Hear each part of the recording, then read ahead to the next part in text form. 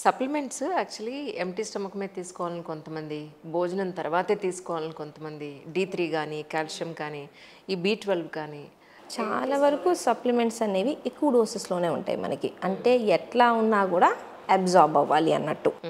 So చాలా వరకు చాలామంది ఎంప్టీ స్టమక్ మీద అన్కంఫర్టబుల్ ఫీల్ అవుతారు ట్యాబ్లెట్స్ వల్ల. సో కొన్ని ట్యాబ్లెట్సే ఉంటాయి ఎంప్టీ స్టమక్ మీద తీసుకోవాలి. థైరాయిడ్, గ్యాస్ ట్యాబ్లెట్, మేము పార్కిన్సన్స్లో సిండోపా ఇట్లా కొన్ని చెప్తాం. ఎందుకంటే ఎంప్టీ స్టమక్ మీద బాగా వర్క్ చేస్తాయి. ఇప్పుడు ఐరన్ ట్యాబ్లెట్స్ కూడా ఎంప్టీ స్టమక్ మీద బాగా వర్క్ చేస్తాయి. కానీ చాలామందికి గ్యాస్ట్రైటిస్ వచ్చింది దానివల్ల.